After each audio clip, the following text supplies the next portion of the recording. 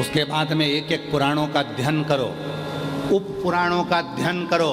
लिंग पुराण है तो लिंग पुराण भी उप पुराण का अध्ययन करो, शिव पुराण है तो शिव पुराण की उप पुराण का अध्ययन करो, श्रीमद् भागवत पुराण है तो उसकी उप पुराण का अध्ययन करो। सारी पुराणों का अध्ययन करिए, आपको सब कुछ मिलेगा जो इस व्यासपीठ से बताया जाता है। उसका एक एक शब्द आपको पूरी पुराण में मिलेगा कि कहाँ काली मिर्ची, कहाँ अरहर की दाल, कहाँ गेहूं का दाना, कहाँ अनाज, कहाँ अक्षत, कहाँ दुर्वा, कहाँ बेलपत्र, कहाँ शमी पत्र, उसका वर्णन एक एक।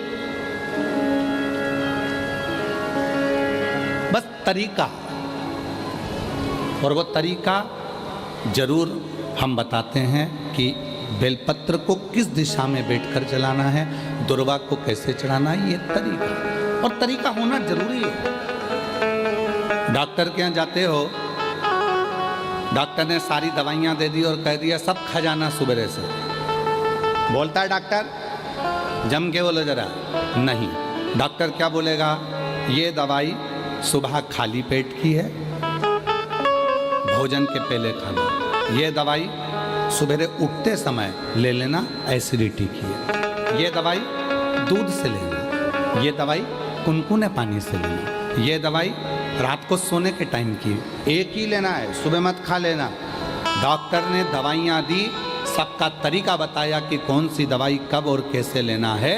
उसी तरह शिव महापुराण भी अपना तरीका बताती है कि बेलपत्र चढ़ाते तो तुम्हारी जिंदगी निकल गई, जल चढ़ाते तो तुम्हारी जिंदगी निकल गई, पर शिव पुराण सुनने वालों ने चढ़ाने का तरीका सीख लिया, और जब चढ़ाने का तरीका सीखा तो शिव जी ने झोली भरना चालू किया। जल पहले भी चढ़ाते थे, शिव मंदिर पहले भी जाते थे, शिवरात्रि पहले भी करते थे, सावन पहले भी आता था, शिवरात्रि पहले भी आती थी, पर अब सावन के महत्व को तुम जान गए, अब सोमवार के महत्व को तुम जान गए, अब शिवरात्रि के महत्व को तुम जान गए, पूजन का तरीका तुम जान गए कि गेहूं चढ़ाने से संतान की वृद्धि होती है। कनेर का पुष्प अगर अशोक सुंदरी वाली जगह पर चढ़ाया जाता है तो बच्चे जिद नहीं करते। वही कनेर का पुष्प जब जलाधारी पर, जो पार्वती जी की जगह पर चढ़ाया जाता है, तो नारी के उदर में अगर कोई तकलीफ हो जाती है, बच्चेदानी में कोई तकलीफ हो जाती है, तो वो समाप्त हो जाती है। वही कनेर का पुष्प जब शिवलिंग पर चढ़ाया जाता है तो रोग से मुक्त होता है। ऐसे कनेर के पुष्प को चढ़ाने का तरीका शिवपुराण ने बता दिया, दुर्वा चढ़ाने का तरीका शिवपुराण ने बता दिया कि गणेश भगवान शंकर का जहाँ से जल बहता है उसका राइट स्थान जो होता है पानी बहने वाली जगह, वहाँ दुर्वा को 7 दुर्वा जब हम शिव को समर्पित करते हैं, शंकर भगवान को समर्पित करते हैं, तो चाहे 32 वर्ष की उम्र हो गई हो, चाहे 42 वर्ष की उम्र हो गई हो, शादी जरूर होती है। तो ये तरीका शिव पुराण ने बताया, जिसको आप लोगों ने स्वीकार किया। पूर्व की सारी कथाओं में केवल तरीके बताए, कैसे ऋचा, कैसे।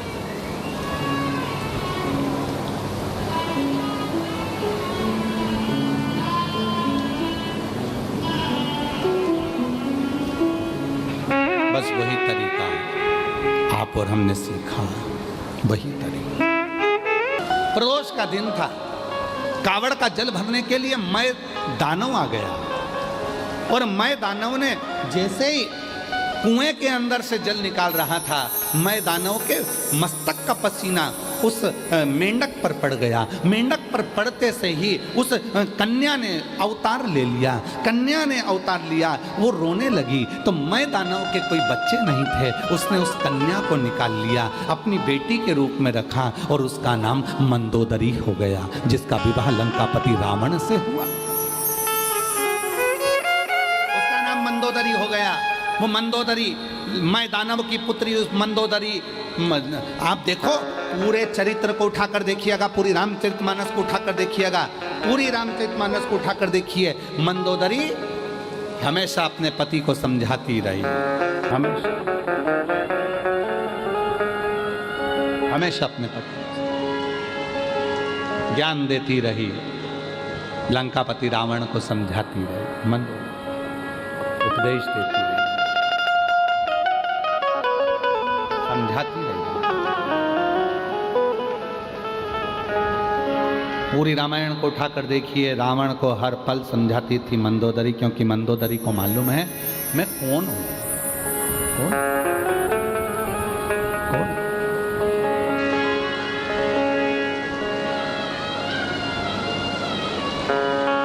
मैं दानव ने मंदोदरी से विवाह कर लिया। मैं दानव ने मंदोदरी का विवाह लंकापति रावण से कर दिया। रावण से कहते हैं जितना रावण शिव की साधना करता था, जितना रावण शंकर की आराधना करता था, जितना रावण शिव की साधना में डूबा रहता था, उससे 4 गुना ज्यादा शिव की साधना में मंदोदरी। क्यों?